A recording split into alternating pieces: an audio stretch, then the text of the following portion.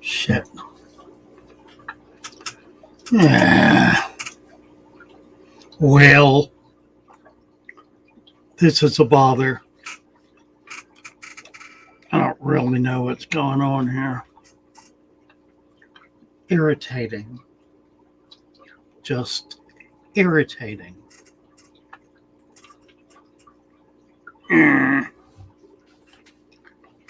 I can hear it loud and clear. Oh, well, am I early? Noah. You're right on time.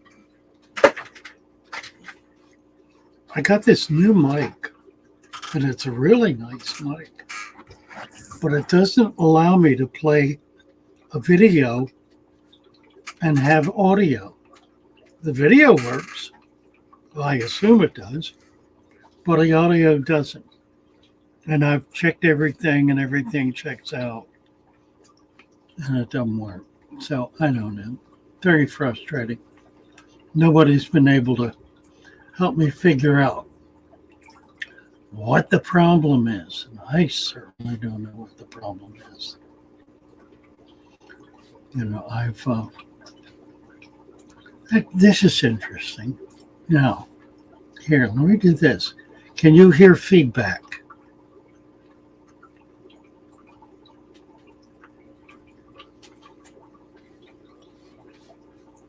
Ta-ta-ta-ta-ta. Can you hear feedback? Good morning, David. How are you? 3G. Hello. Now, can you hear that? Are you hearing voiceover? No feedback. I'll be darned. Huh. Son of a gun. Disheartening. All right. It shows speaker, headphones, and display audio. Great.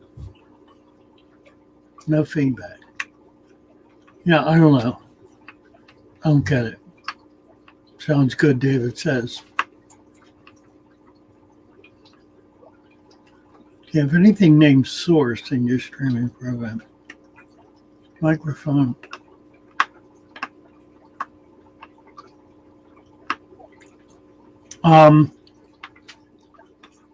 Yeah, I do, and it's set properly. I did check that. In YouTube. I also checked the sound under Windows 10, and that's set properly. But for some reason, why aren't my headphones working? I don't know. For some reason, when I play a video, the video comes through, but the audio doesn't. And I can't figure it out. I had a program on there. Was I don't remember what it was. It was an audio program.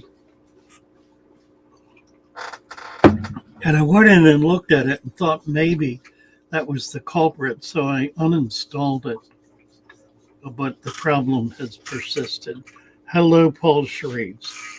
Good morning to you. How are you? Oh, well, Rohan, you might want to play the song on the laptop speakers. I can't because I've only got one computer here with two screens. So I can't play the song on the laptop because the computer is tied. I don't have a laptop. That's why. I don't have a laptop hooked up. I could do that, I suppose. But then it would be really crappy audio. So I'd rather get it working. Oh, well, it's one of these days. I'll get life together. Change the output in the setting while playing the video. Change the output in the setting while playing the video. Output in the setting. Oh, Noah fixed his headset. Good. Now I need to fix mine. Try setting the source to internal audio. Let's see if the source to internal audio. Audio. In StreamYard, it doesn't have it. It has mic and speaker, echo cancellation, stereo audio, automatic adjustment, mic volume. That's all. And those are all good. Now, if I go to, let's see, if we go to Windows 10, sound, speaker, Yeti stereo, microphone, Yeti stereo. So those are set correctly. Advanced sound options. Volume and device preferences. Well, here we go. App volume and device preferences. Volumes up on all. System sounds, master volume, and Google Chrome. Everything's default. Speakers, Yeti, output, app volume, output, input, Google Chrome, output, default. What's default? Default doesn't have options, it's just default. Reset to Microsoft recommended defaults. Never mind, I'm not going to do that. So, I don't know. Everything I check says it's set properly. Hello, Naresh. Good morning to you. I understand your father is doing better. Delighted to hear it. 8 centimeters long baby bettas on my indoor resurrection tub and took them outside to an aged whiskey barrel tub, feeding them supplemental mosquito larvae from an wonderful. Wonderful. T-Bone, tech savvy as a doormat. Yeah, me too. Tam is going out to look at a piece of property. I don't know what you mean you'll go to the source to internal audio. I don't know how to do that. You need to switch between internal and microphone. I'm sure. I have no idea how to do that. Well, let's see. Tim Ladosier is here. Hi, Tim. Mark Croswell.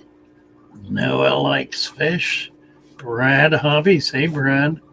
RB Animals Rescue.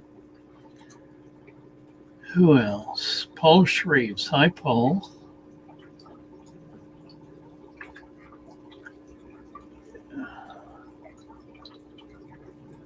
Let's see. He wants me to save a file for later.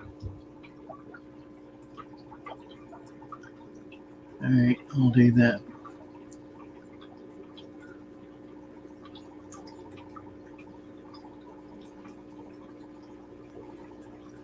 Yeah, I would. There's some music I'd love to play, but it's meaningless if I can't hear it. Irritating.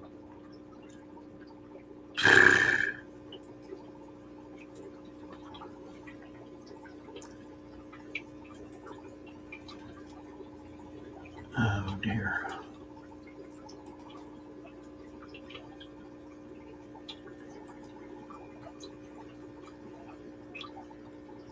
Top chat. I guess I would be on the live chat now. What do we got? 500 people here already? Mercy. Type chat. Live chat. I thought I pinned the link. I didn't, did I? Let's see if I can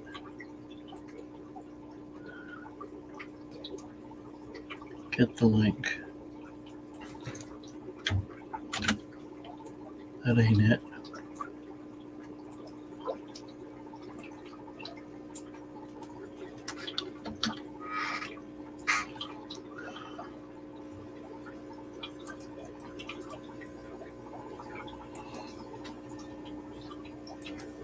There. All right, we need to get into something we're talking about. I'll talk about this crazy computer stuff. It's wasted effort. Let's play the song through Discord. Go to the Discord and get a music bot. Go to Discord and get a music bot and play the song through Discord. The problem is that anything that I play on the computer, the video comes through, but the audio does not. And it's obviously got to do with this new microphone, but I can't figure out what or why. Bryopsis. Noah has a weird strain of bryopsis. Noah wants to know what's a good place to obtain macroalgae. I could go to the beach at Fallbrook, but I don't know where the good macroalgae is. I just found Bryopsis and Sargassum, which didn't survive driving, but the Bryop did. You need to get to the beach early in the morning before the sun has baked everything off, and collect the macro that has washed up on the shore that's still soft and green or otherwise alive. Put it in a baggie and close it so it doesn't dry out. And it'll last in there for a day easily. You can then put it in your tank right away and it should flourish. I've done that for years. And as you walk the beach, you'll find different kinds of things. There'll be some things that'll just be tons of it. You might want a little bit of that, but look for the uniquely colored. There's red that shows up. Red colourba. That's really nice. And there's some other colorful kinds of macros. Walking the beach early in the morning is when you'll be able to get macroalgae.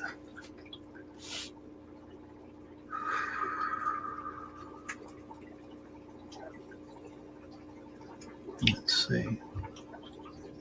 Any advice for keeping angelfish?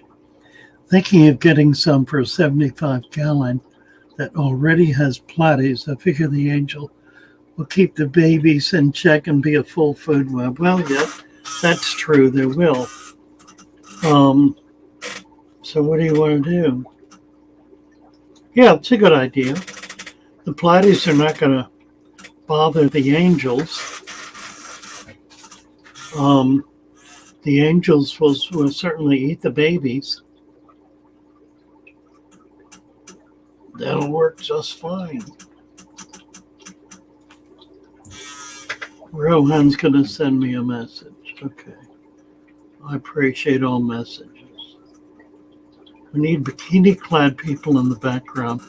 Stream this from the beach. That's a good idea. Friday. No, it's not. It's Wednesday.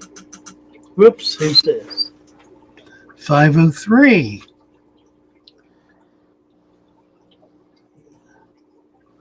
Whoops.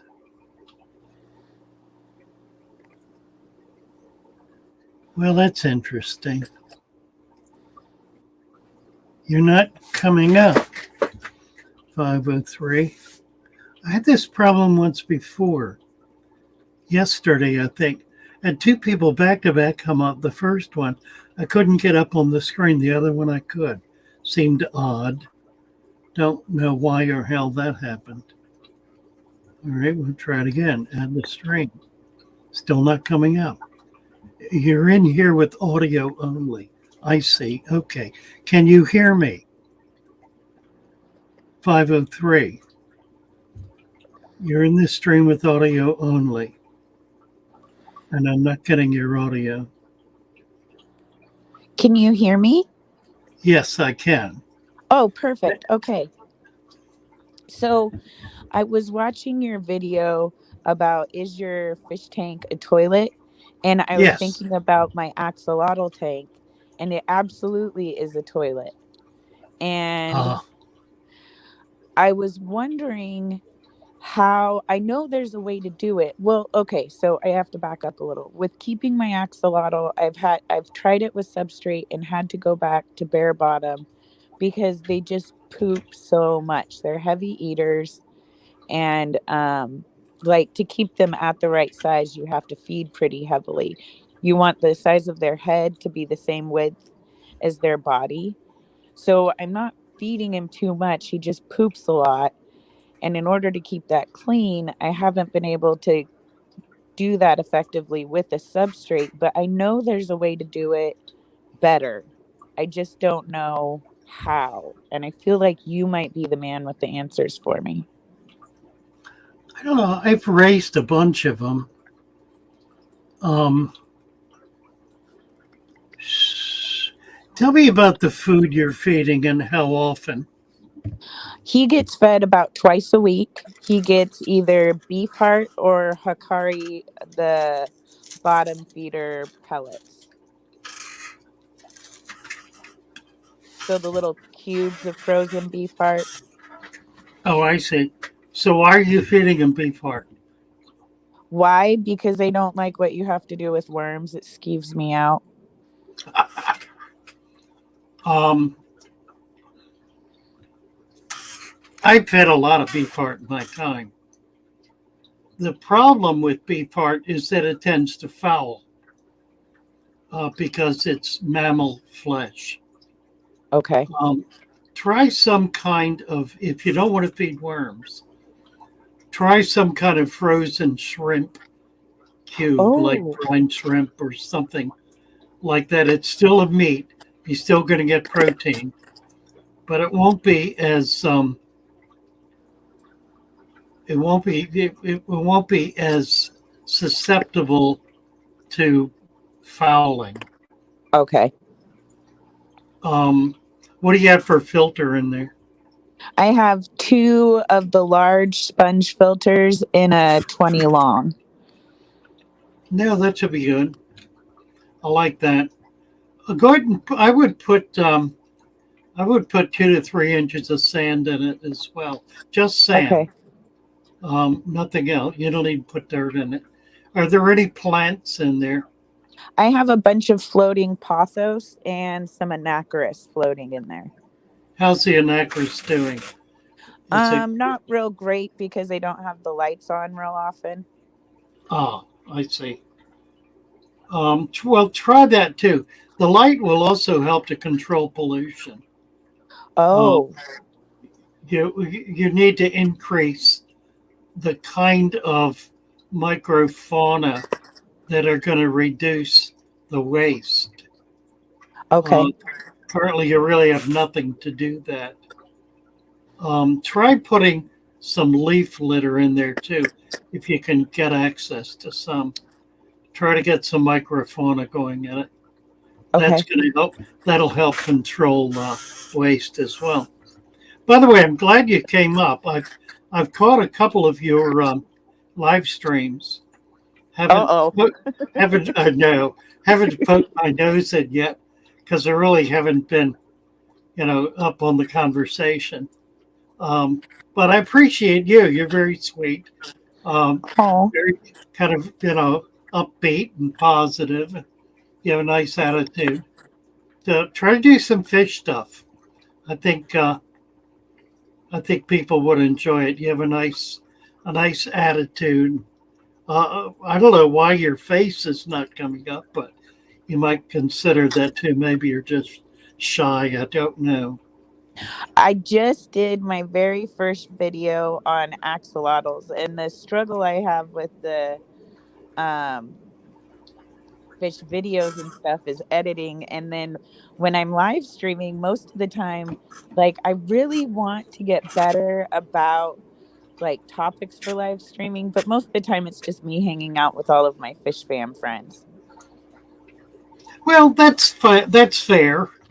Um, and there's a certainly a place for hangout vids. Um, Jess has struggled with that and has come up with a format that I think works really well. And I'm just really happy with what she's been able to put together. And it's the same thing. It's a hangout kind of thing, but it's informative and helpful. Yeah, I need to get more on the informative and helpful part. Mostly we're funny right now. We're good at You being know, funny. well, that's okay. You need to do that. And once you learn how to do that, then you can do more content oriented things. But you just get used to it. No, it's fine. You're doing good. Proud of you. Oh, that means thank you. You're very welcome. Eh. All right, And I well, I'm will gonna. next time I catch you, I'll pop in. Oh, that would be awesome. Well, Saturday morning cartoons, 6 So, a.m. Pacific, 9 a.m. Eastern. sounds good to me. All Thank you, right, I'm gonna Favorite. pop Very down. Thank nice you. to talk to you. Bye, honey. Bye.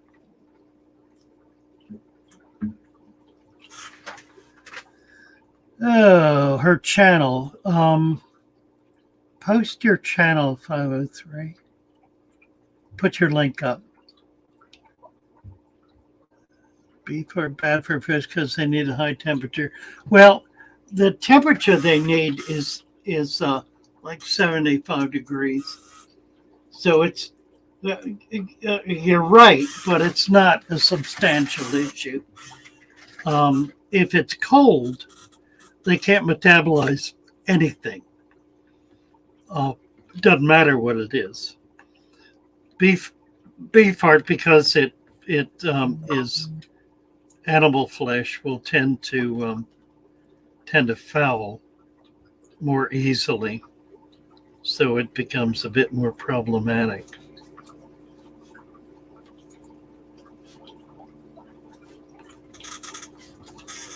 Tam Shepard, hello Tam Shepard. Whips World, hi Whips World. Melvin Reef, Noah likes fish. Will a blackout kill the bryopsis?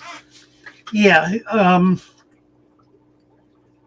it does tend to take over, doesn't it? I put my GSP on the sand so my crabs and snails can eat it. Well, that's a good start. Put a tang in there. See, get some kind of a tang. They will go crazy over it. They'll love it. And they will probably keep it munched down to the point where it won't be a problem. any kind of tang, a yellow tang, any tang. The Indonesian or Philippine, the Philippine tang, the false yellow tang. That's a good one. That's a little less expensive. And they're every bit as nice as the yellow. Buying angels at a young age is better. Well, yeah, generally. You don't want to get them much less than an inch, though. Tinier than that, and they just can be difficult to feed. And the live bearers might give them some trouble if they're too small. Try to get 1-inch angels. That's a good Friday, Matt. I got it. It took me the second look to get it. What kind of fry do you have, Matt? Tell us about it. Oh, dear. Let's see.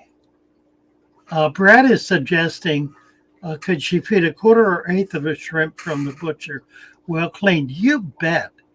You know, that's really, I'm glad you said that, Brad. She's been feeding frozen.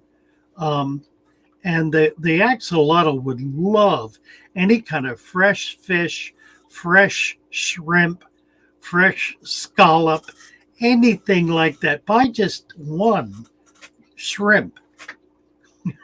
If you don't want to spend the money on shrimp, or treat yourself to shrimp for dinner and save a couple out and put them in the freezer. Then shave or, well, cut small pieces off. The axolotls, I don't know how big yours is, but cut off a piece big enough that he can eat it. And he'll just devour that. And that's not going to fill the tank nearly as quickly as the beef heart will. Yeah, try to get away from the beef heart. I finally gave up on beef heart. The biggest problem is the blood, because the blood is unavoidably in the water column and unavoidably can pollute the water, particularly if you don't have much in the way of microfauna or microscopic animal life in there consuming it. And that's the difficulty with having a bare bottom. You don't have that food web. You don't have the microscopic life in there to be able to take care of the excess nutrition. So try that. That's a really good idea. Yeah, Noah's saying my friend uses pond mud in his tank to get microfauna. Works perfectly. Skim the surface. Don't go deep. Deep pond mud is like tar in a very old pond, and it's like clay. I mean, it's so dense that the roots can't penetrate it, and it can easily foul. But the surface of the mud, the top half inch or so, is loaded with protozoan, and it's really ideal. Just don't go deep when you collect it. Melvin Reef, hello. Good morning to you. David Skiffick, hi there. David G, good morning. Ward Dunlap, without light, the plants have an opposite effect. Yeah, they'll draw down oxygen. All right. Fish dreams. Hi, fish dreams. Shrimp cocktail for two. There you go. My wisteria leaves are curling and look so, but I've noticed the top leaves are transitioning. Leave them alone? Yes, indeed. Wisteria is one of those plants that's actually a bog plant. I saw some in Florida when I was out collecting. What day was it? Saturday. I saw a big one growing up, coming up out of the water. It was about, I don't know, at least 2 foot tall, maybe 3. Really a big plant. It also grows in the water, and you can grow it either way. But you're right, it's a different leaf. It looks different. Out of the water, it's more I don't know how to call it, spiny, more like sticks, branches. In the water, it gets more leafy. So it's really prettier in the water. Patricia is being rude. How are you being rude, my sister? How are you being rude? You're not being rude. Rude. Patricia, I don't know what it would take for you to be rude. You are such a gentle creature. So thoughtful and kind. Derek Thompson said worms used to bother me too. All bugs, actually.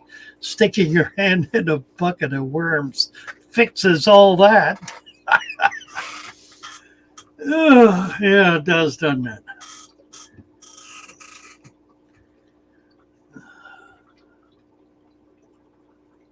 Let's see.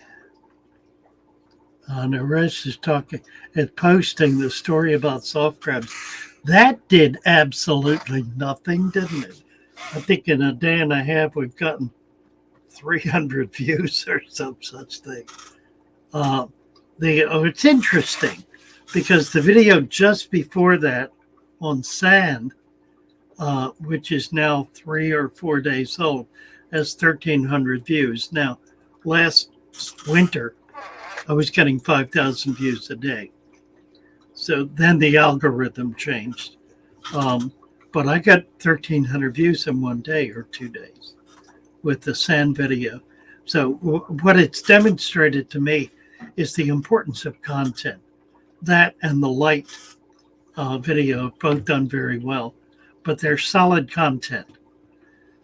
So we're working on something now that's going to be pretty exciting if we get it together. It's partly animated, sort of like a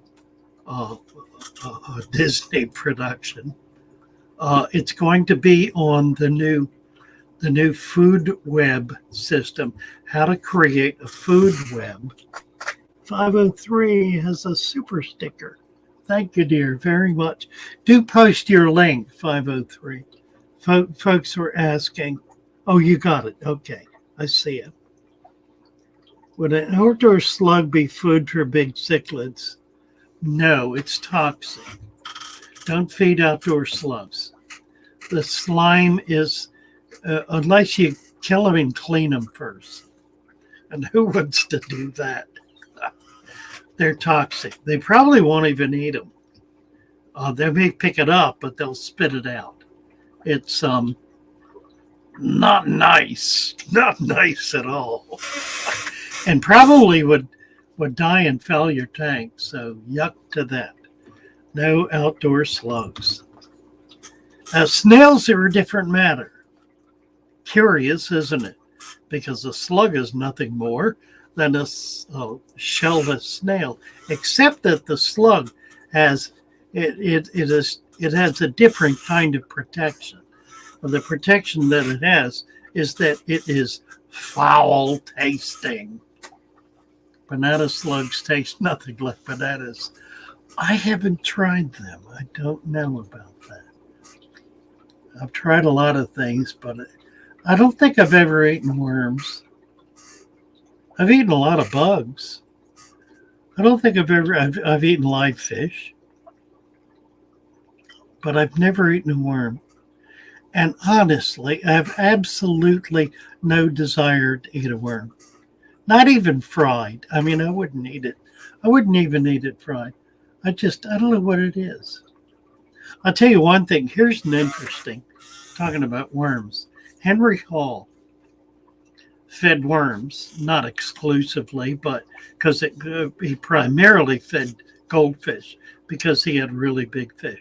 But occasionally he would feed worms. And I watched him cut the worm and then use his knife to squeeze the dirt out of the worm. Just kind of ran the knife up the worm toward the cut portion. And all this dirt would come out. And then he would feed it. Never saw anybody do that before.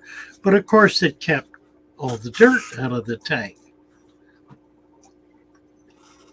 I don't think I've ever done it, actually. I mean, maybe I did right after he did, but I just put a bunch of worms in here with the salamander, and they're gone. He has scarfed them down. And I didn't worry about that. But yeah, I thought that was interesting. So if you want to feed worms to smaller fish, cut them in half and squeeze the dirt out, and then chop them into smaller pieces and feed that. You won't be getting any of the dirt in, and it's dirt. It's actually dirt. It's not partially digested food. They ingest dirt and process the dirt and are able to get nutrition from it and then poop it out as less nutritious dirt. But it's dirt. Turn my fan on here. Make a little noise, but it gets hot in this corner. Oh, I figured. Who said I figured? Oh, well, I figured. You've eaten worms, just didn't see them. That's very likely. Very likely. Patricia, talking about the plant, I guess. Any tips on piranhas? Piranhas. I can't have piranhas in Florida. More's the pity. I love them. I've had a lot of different piranhas. I have the silver, the black, the red belly. What else? That may be it. I when the National Aquarium opened, Henry Hall and I were going. We went fishing, which means we traveled around to all of the fish stores, all the LFSs, and would buy stuff. And at one point, we bought a colony of piranha. They were little, dime size, nickel size, little tiny guys. I think there were like 24 of them. And we wound up setting them up in a tank that went on display before the National Aquarium opened, in a display that was set up in the aquarium's name. And then they were inherited. Once the aquarium opened, they went into the Amazon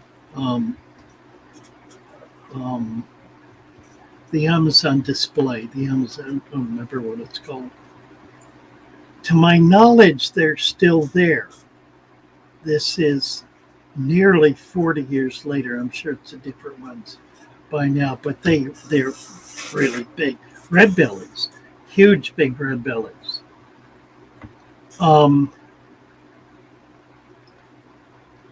Tricks for it. The piranhas are really easy. The trick with them is to feed them on a scheduled kind of a basis and not overfeed them. The danger is to overfeed, and that simply makes the fish sick, creates foul water, just not healthy at all. Feed like twice a week is a good schedule, and then don't overfeed when you do. Don't give them so much that they bloat up and float to the top. Feed sparingly. It's like with anything else. You want to feed them enough to keep them alive and thriving, not enough to make them fat, because if they get fat, they don't live as long and they're more prone to disease. Melvin Reef, hello, hello. Other than that, there really isn't much else that I can think of. The piranha are super easy. Just keep it clean, feed them twice a week. You can feed shrimp, any kind of seafood. You can feed like live goldfish. Depends how weird you are. You can feed them worms. They'll eat near about anything. Hello, Shoulders. Soup said, good morning, Shoulders. Fish and Tactics. Hello, Fish and Tactics. Nice to see you. Roha, my uncle had two. One ate the other. Yeah, the problem with having two is is they will get into conflict. That's true of many fish, particularly cichlids. If you want to have a group of cichlids, don't get just two.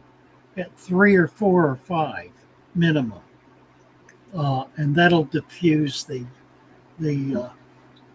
conflict, the aggression. What else?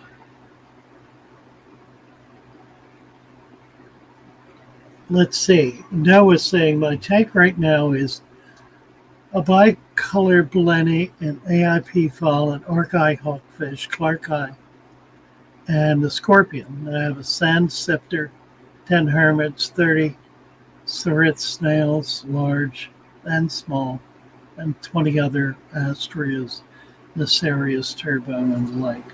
That's a nice tank. What else could you put in there? You could put shrimp in, looking to see what might go after them. Not much. Scorpion might.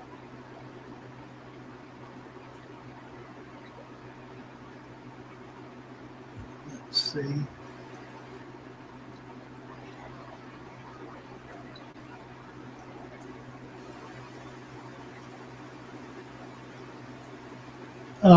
Tam Shepherd, get your Keep It Dirted sweatshirts for fall weather. Oh, a Keep It Dirted sweatshirt, cool idea. I have got to figure out how to get the Father Fish logo on a t-shirt. I'm just gonna have to break down and make it smaller. I wanted a full big one, but they won't do it. I used to work as a butcher. If you've ever eaten meat, you've eaten worms. I dare say. Patricia Powers.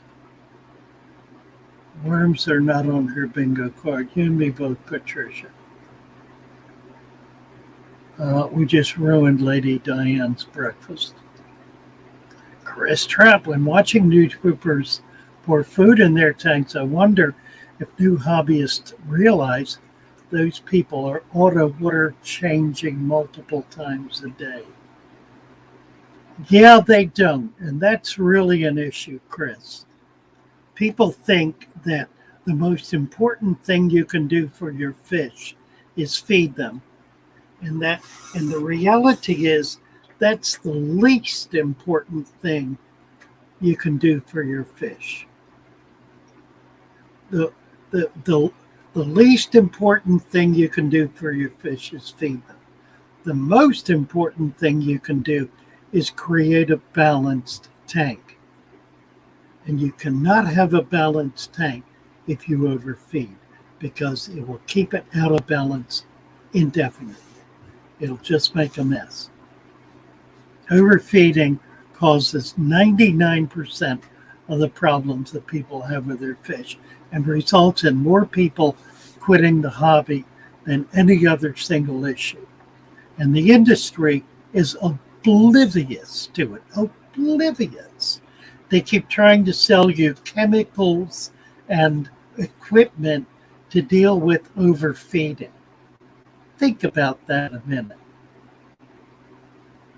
They sell you all different manner of food and ask you to feed your fish not once, not twice, but 3 times a day. 3 times a day they want you to feed your fish. 3 times a day. Now, the reality is, of course, that fish eat, process their food in about 2 hours, poop it out, and are ready to eat again. Fish are constantly hungry, constantly on the prowl for food.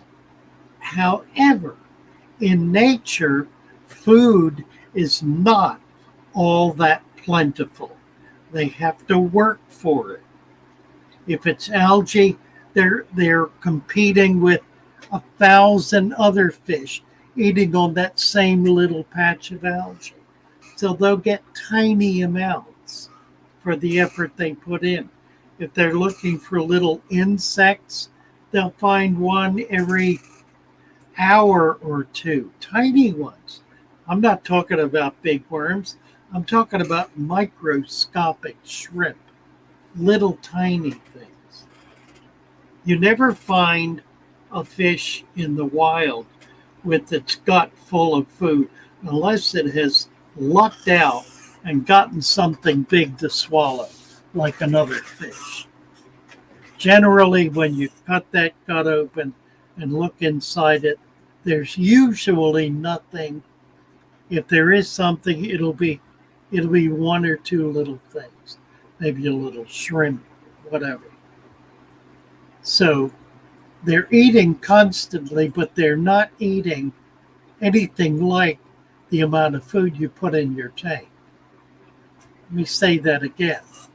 Fish in the wild are eating constantly, but they're not eating anything close to the volume of food that you put in your tank. They're not used to that. It's not natural for them. If your fish's belly is bulging out when you feed them, they are substantially overfed. And when they poop that food out, 90% of it still has nutritional value, which means 90% of it is going to foul the water. It's going to foul the water. After they eat it, it will foul the water. You've seen the claims, our food doesn't foul the water. That's right, until it's eaten, and then it turns the water rotten. If you're feeding it so much that, it's all they can do is swim around 3 times a day. And what do? They want you to feed 3 times a day. And then when you have problems, which are absolutely inevitable, this is all part of the plan, you see. Then you come into the store, oh, my fish are sick. Oh, dear. Oh, how dreadful. Well, here, this will help. And they hand you, where is it? I've got it here. They hand you a container of Quick Cure or methylene blue or whatever it's going to be. The most expensive ones, the $20 one. Here, put this in. And you need a special filter cartridge. It's another $10. Put that in. And then you really need a conditioner, a water conditioner. So you walk out of there $50 to $100 later, breathing deep, knowing you've spent a lot of money, but you're going to save the fish. And you go home and you read the directions carefully and you use it very precisely and carefully. And you take a deep breath, and the next day you come down and look, and they're all dead. Everything is dead. So you go back to the store with your dead fish. And they say, oh my, I guess you were too late. Too late? You aren't too late, honey. You were too easily seduced by the lure of technology and medicine rather than husbandry, which is not a sexual thing. It's also maternal instinct. It's the same thing. It's understanding the real needs and the real condition of what you've got with this little tank and treating it in a way that's healthy and wholesome, that keeps everybody happy. So you don't dump a handful of food in. You feed it sparingly every other day, one time.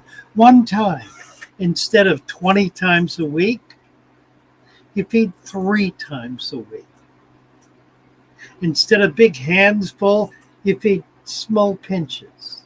See the difference? And then by setting up your tank so it's producing life, generating life, supporting a full chain of life, you're providing opportunities for your fish, particularly your small fish, to be able to graze, to be able to find live food in that tank. So, yeah, overfeeding. It's a curse. It's a curse that is put upon you by an industry that is out of control, that no longer is interested in the proper and healthy care of fish, but is interested purely in finding ways to suck money out of your wallet. And that's literally true. And I don't think there's anything I find more discouraging than people in the hobby and shops and industrialists, manufacturers, who are insisting that you do things that create problems in order to spend money to solve those problems. It's really outrageous, and it needs to stop. It's fundamentally irresponsible, and it needs to stop. All right, Naresh. There's a rant. Pull that one down and make a video out of it. We'll see if we can get something out of that. 9:50, we got 10 minutes. Let's see.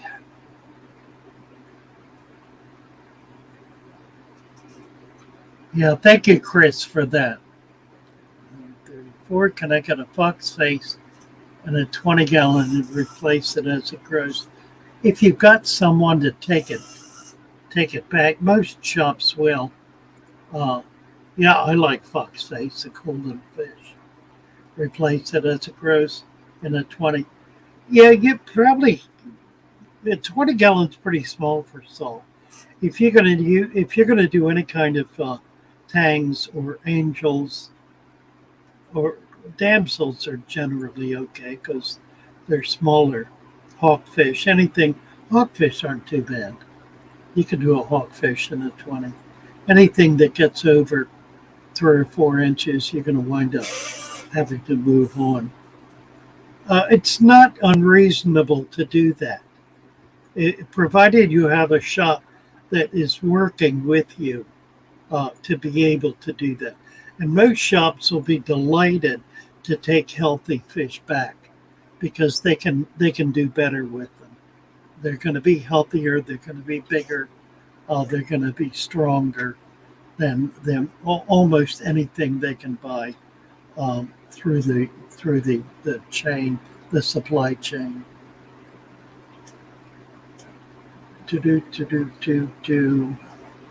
Grubs are some of the tastiest insects. Americans are spoiled. We're done last. Let's see. Ilyuta 935. Can I pour the sand in the tank without replanting some of the plants, deep-rooted like Vallisneria and Crips? I want to convert my gravel tank to method. Yes, absolutely, Ilyuta. Yeah, and what you might want to do is when you put the sand in, use a pencil or something, anything at all, and just kind of run it through the gravel to get the sand to kind of fall down in there. It'll sift down into it and pack it a little tighter. Yeah, just rinse it first if it needs to be, so you're not leaving a lot of dust in the water column. But yes, absolutely you can do that. The sad thing is, Noah, people who make these Uwagami tanks without any hiding spots, then blast it with light, and they have 0 TDS water, and their tank slowly crashes. That's exactly right. Exactly right. It is a fundamental misunderstanding of how to do a planted tank.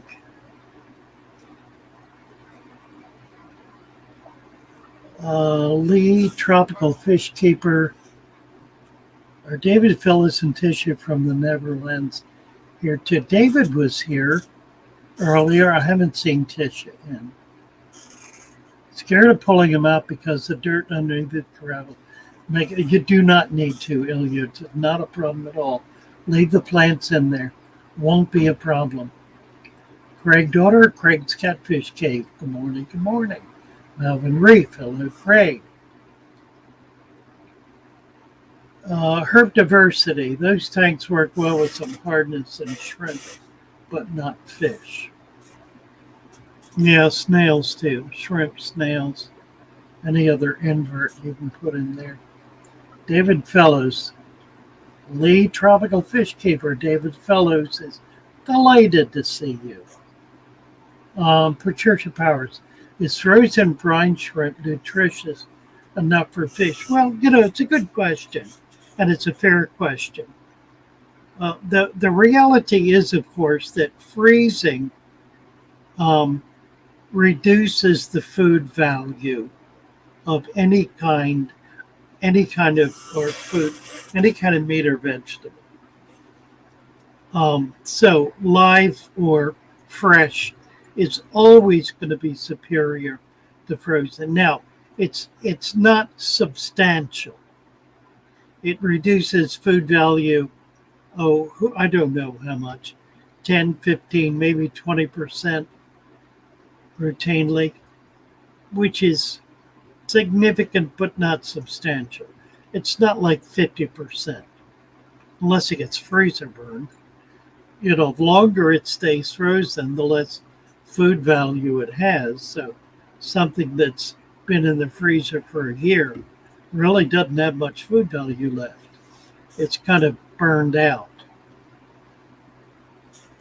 Fresh is always going to be better. Christina Whitaker. Never have eaten worms and looked up ways to prepare them for survival. None of my grandkids are going hungry in an apocalypse.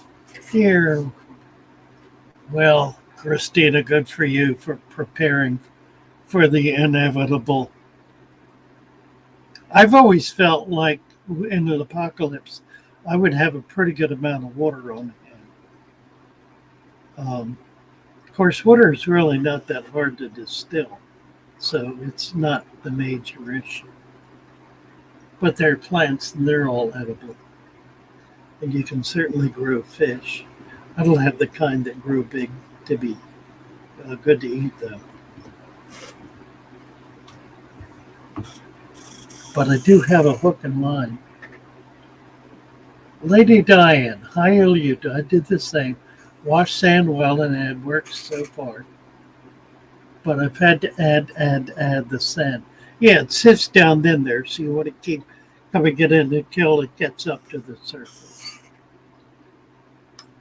Lee Tropical Fish, saying hello to David.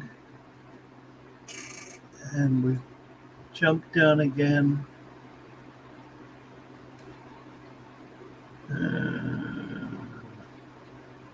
503 husbandry. Never been good with husbands. Oh well.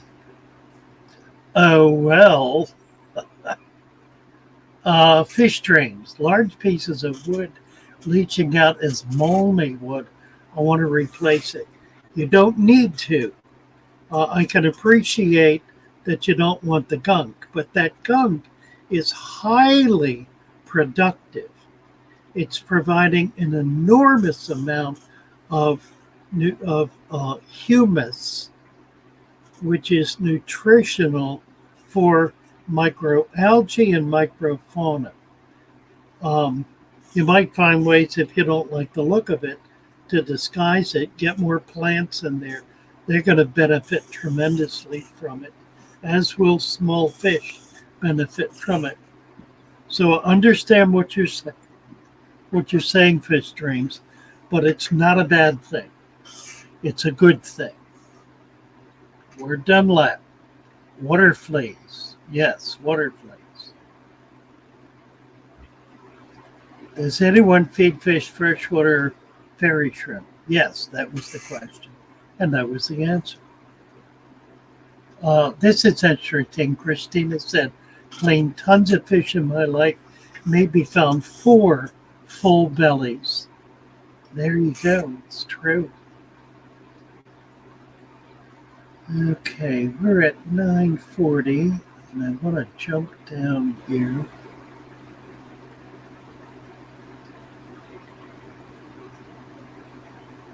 High flying Mayan.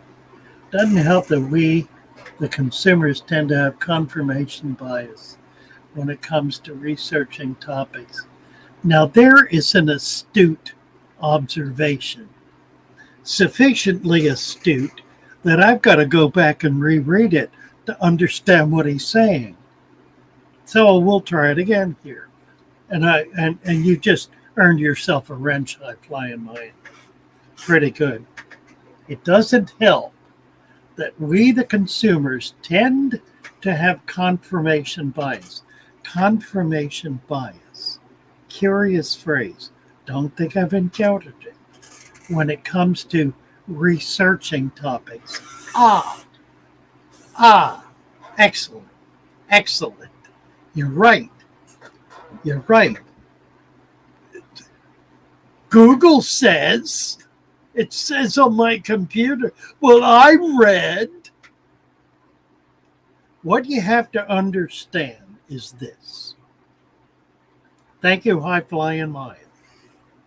What you have to understand is that whatever you read that is written by an expert, that expert is 14 years old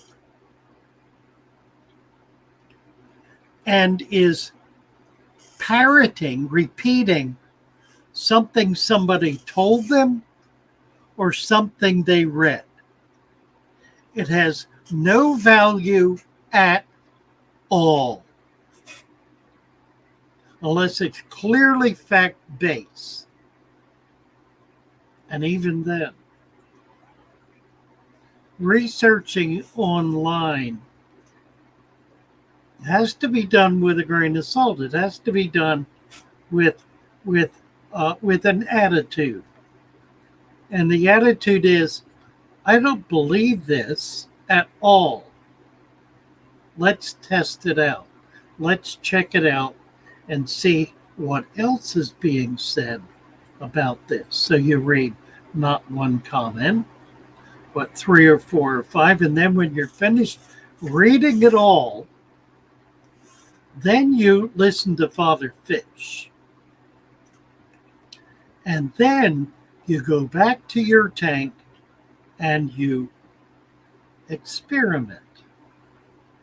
And you discover what the truth really is.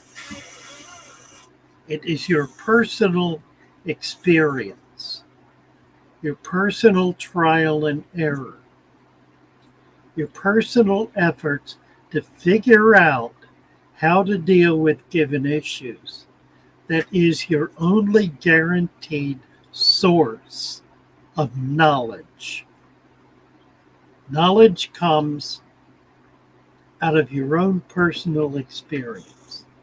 Pompeii Ranch, thank you so much for your $2 super sticker. Appreciate you very, very much. 503. 503, we're going to have to deal with you. You're way too cute. We think. Oh dear. What is this? I don't know. I don't know about all this. Fish streams. It's old wood that's been in the tank for years. Sheds like crazy. It's, if you're tired of messing with it, take it out. But I'm here to tell you it ain't a bad thing. And that, particularly if it's been in there for years, because it's providing humus. Look up humus. Think about humus. Humus is the foundation of the food chain in freshwater aquatic environments. Without humus, there's literally no life in the aquatic system. Now, I'm not talking about the North Pole. I'm talking about temperate and tropical zones. In temperate and tropical zones, there is no life without humus. And what that old piece of driftwood is doing is providing an abundance of humus. It does not foul the water. It doesn't do anything bad to the water. Its effect is absolutely and completely beneficial. If you'll do a deep substrate in that tank, assuming you don't have one already, that humus is going to precipitate down into it and be consumed by all of the life that it is supporting. Who's missing a wrench? High flying Mayan. Already gave him one. He ain't missing nothing. You know what I'm going to do? I'm going to pin this message because that's one of the more brilliant things I've seen recently. Let's see.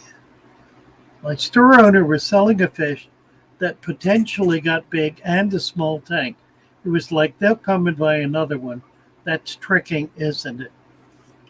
Well, if he's not telling you, if he's saying, oh, it won't get big, it'll only get 2 inches. It won't get big. 6 inches later, you realize he lied to you. That's lying. If he says, you can bring it back when it gets too big. If you really like it, go ahead and take it. When it gets too big, bring it back and we'll trade it out. That's fine. I don't see anything wrong with that.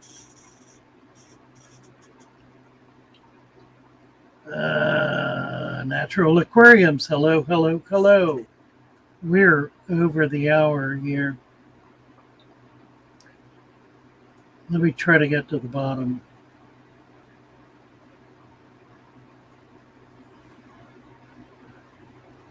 Lady Diane Fisher 950. It's hard as a retailer to sell people on the natural aquarium. They've all gotten used to chemicals and easy methods versus just keeping it as natural as possible. I prefer adding plants. Papa Shrimp. I know what you're saying, Papa Shrimp. I ran a shop for 20 years in which I promoted natural aquarium. All of my tanks were set up as natural aquariums. And there were people who didn't want to deal with me because I wasn't selling pristine tanks with lots of chemicals to keep them that way. They all went over to the big box store. And then when they got tired of killing their fish, they came back and we set them straight. You just have to hold the line. Rohan complaining about somebody who didn't value customers. Yeah, I think that's right. Noah likes fish. The fish and inverts are healthy. The bryopsis is annoying because it smothers. Get something that'll eat it. Get a tang. Or even crabs. Crabs will eat it. Any kind of crab. They'll tear it up. Some snails will. Tam Shepard, my Bolivian ram is back in a hospital tank. Got a Minnesota bath. Noah's saying goodbye. Sending love from England. Growing silkworms for my fish. Got thousands of them. Wow, that's really cool, Michelle. I need to learn how to do that. I've never done that. Sounds really cool. Hi, Bateson. Nice to see you. Thank you very, very much. J-Dog, hello, hello, hello. Get clean with dirt. You're outside the U.S. Contact Father Fish directly. Lee, could I pop up for 2 minutes just to say thank you? Yes, of course, Lee. And apologize and let you know my care is back and now we've been set free from the last 18 months. Lee, tropical fish keeper. Yeah, we're running out of time, but I think that came up 14 minutes ago. Come on, I'll be what's today, Wednesday, Friday evening. Come on back Friday evening, Lee. I got to get out of here. I'm sorry. I'm trying to get to the bottom. Black spots on a tetra, I'm assuming flukes. What to do? Is the rest of the tank at risk? Black spots could very well be. Sounds like, ooh. You're going to need a chemical treatment, sorry to say. Flukes really require. Come over to Discord. and we'll help you with that. And we'll also be able to look at it more deeply and see if that is, in fact, what the problem is. Oh, Lee, it's Lee. Oh, okay, new channeling name. Lee Tropical Fish Keeper. Nice. Lee, well, there was another one. Now I got to save this one. He keeps changing channels. Lee Tropical Fish Keeper. Bravo. Thank you, Lee. Good to see you. Let's see. Natural. If you're still up at 10:30, Natural Aquariums has a stream tonight.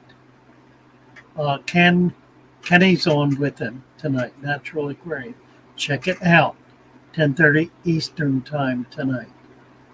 You're welcome, Lee. Nice to see you. Chris Trapp, see you later. Join me on Discord. Roman, welcome back, Lee. Nice to see you, Lee. And we're out of here, guys. Thank you all so much. Check out Jessie. She's up right now, I'm sure.